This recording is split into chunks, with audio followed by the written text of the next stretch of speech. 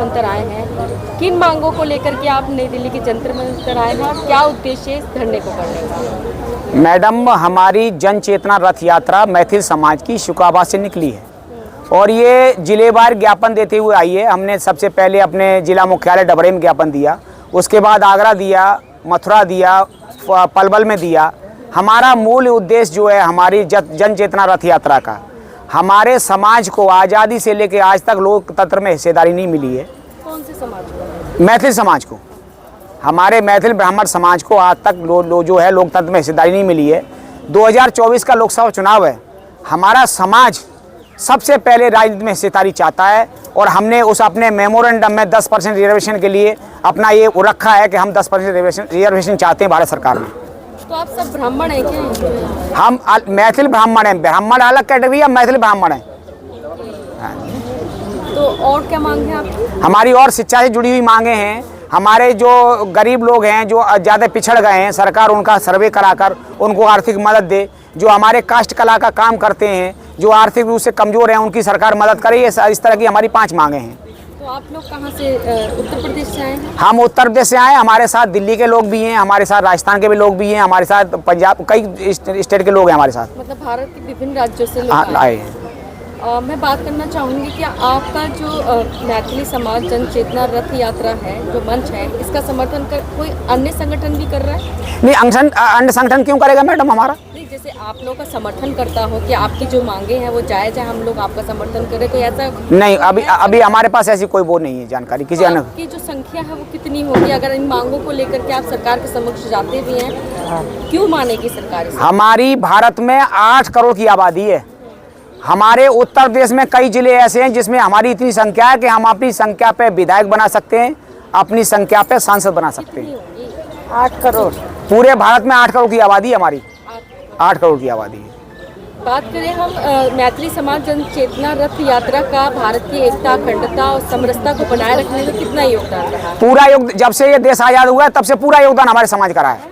क्या क्या योगदान रहा है? हम समाज में हर तरह की भागीदारी में रहे हैं। ऐसी कोई भागीदारी नहीं है जिसमें हमारे समाज ने भागीदारी न दी हो। हर तरह की हमारे समाज ने भागीदारी दी है। अब बात करें हम, ये आंदोलन अब कहाँ तक जाए? ये आंदोलन मैडम मुख्य रूप से हम बताते हैं, जो 2024 का लोकसभा चुनाव है, इसको देखते हुए है कि हमारा समाज जब से ये लोकतंत्र बना है तब से राजनीति में वंचित रहा है। अब हमारा समाज 2024 के चुनाव से पहले तक ये प्रॉपर चालू रहेगा। ये तभी रुकेगा जब हमको भारतीय जनता पार्टी से ये आश्वासन मिल जाएगा कि नहीं, हम आपको अपने उसमें साथ अपनी पार्टी में जगह देंगे, अगर आपका बायोडाटा आएगा तो हम आपको टिकट देंगे। तब तक ये नहीं रुकेगा। आप टिकट लेने के लिए आए? हम राजनीति में मनवाने के लिए? हम राजनीति में हिस्सेदारी चाहते हैं और अपनी बातें मनवाना चाहते हैं। अब तक कहाँ थे आप लोग? हमारा समाज सीधा है, हम इसी इंतजार में थे कभी हमारा नंबर आ जाएगा, लेकिन नहीं आया, हमारी नहीं सुनी।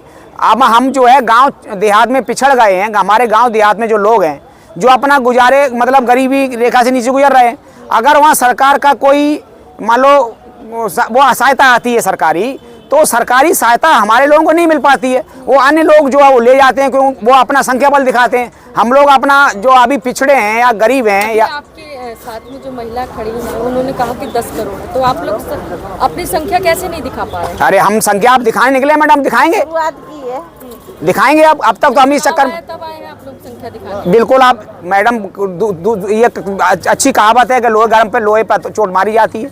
अब कितना लोहा ठंडा रखा है, कितना हथौड़े बजा उस पर कुछ असर नहीं पड़ेगा। क्या लगता है आपकी जो मांगे हैं वो मानेगी सरकार? मैडम, मांगने से नहीं मिलती है, छीनी जाती है। हम छीन के रहेंगे। पहली हमारी ये मांग है। क्या करोगे आगे छीनेंगे। किस प्रकार से छीनेंगे? अगर रोड जाम करेंगे, पटरियां उखाड़ेंगे, हो सकती है अगर सरकार का घेराव भी करें, हो सकता है पार्लियामेंट घेराव करें। इस तरह के हम जो है काम करेंगे अगर सरकार हमारी नहीं सुनती। जो नुकसान होगा, हमें आपको हम देश को क्या नुकसान कर रहे हैं? हम तो सरकार देश। अगर आप लोग की गिरफ्तारियां होंगी इस प्रकार से, अगर आप लोग देश में नुकसान पहुंचाएंगे किसी भी चीज़ का, सरकारी संपत्ति है, तो आप लोगों की गिरफ्तारियां होंगी, तो उससे डर नहीं लगता? बिल्कुल नहीं लगता है। नहीं, एक मिनट, उस वजह से कम सरकार को हम लोग नजर तो आएंगे। आज तक तो हम नजर ही नहीं आ रहे। हम बाइज्जत गिरफ्तारियां देंगे। वो है ना। हाँ। अगर हमारी मांगे पूरी नहीं होती हैं तो हम धरना प्रदर्शन चाहे जो भी करना पड़े वो करेंगे। अगर सरकार अगर हमारी गिरफ्तारी करती है तो हम बाइज्जत गिरफ्तारी देंगे। तो जो 10 करोड़ की आप संख्या बता रहे हैं वो सारे आएंगे आप लोग? बिल्कुल आएंगे, बिल्कुल आएंगे। ठीक। कुछ मैसेज देना चाहेंगे लास्ट में, खास तौर पे मैथिली समाज? यही हमारा एक मैसेज है कि हमारे समाज के व्यक्ति जो कुछ चंद दलालों के चक्कर में पड़ गए हैं और बरगला रहे हैं, वो बरगलाएं नहीं और एक मंच पे आ जाएं और हमारा सब अपनी जाति का समर्थन करें। हम यही संदेश देना चाहते हैं कि किसी के बहकावे में ना आए। परिचय? प्रीति मिश्रा। प्रीति मिश्रा जी, जिस तरीके से भारत सरकार, मोदी जी कहती हैं कि महिला सशक्तिकरण की बात करते हैं, बेटी बचाओ बेटी पढ़ाओ का नारा देते हैं, आज महिलाएं जो है नई दिल्ली के जंतर मंतर आई हैं, सड़कों पर हैं, धरने पर हैं, क्या कुछ कहना चाहेंगे? नहीं, महिला के बारे में जो मोदी जी कहते हैं वो अच्छी बात है, लेकिन कहनी और कथनी में करनी और कथनी में अंतर होता है ना। अभी आप देख रहे हैं, अभी जो महिला आरक्षण पास हुआ है उस पर महिलाओं ने बहुत हर्ष उल्लास मनाया, एक नई दिवाली मनाई है। लेकिन मुझे तो नहीं लगता अभी महिला आरक्षण पास हुआ है, क्योंकि अब जनगणना बीच में आ गई। तो ये 2024 के इलेक्शन के लिए एक प्रोपगंडा है जिसको हम लोगों ने एक्सेप्ट किया। अदरवाइज रियलिटी देखी है तो कुछ भी नहीं है, क्योंकि मुझे नहीं लगता कि उनको किसी विपक्ष की ज़रूरत है। वो तो पूर्ण रूप से सत्ता में है, वो पास कर सकते थे आरक्षण। मैंने भी महिला आरक्षण को लेकर काफ़ी बार 2016 से यहाँ पे जंतर मंतर पे धरना प्रदर्शन किया, लेकिन ऐसा कुछ भी नहीं हुआ।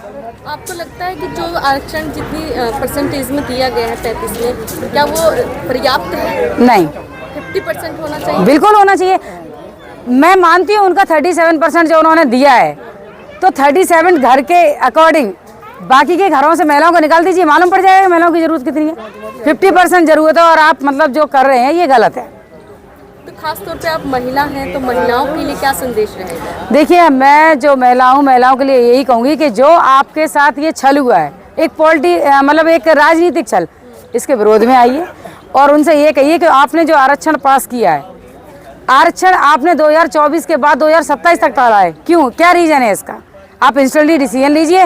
जैसे आपने 3 तलाक बिल को इंस्टेंटली पास किया, आपने नोटबंदी के लिए 8 बजे बोल दिया नोट बंद 2000 का, तो 8:01 के बाद नोट नहीं चला है मार्केट में, फिर मेरा आरक्षण पे इतना ड्रामा क्यों?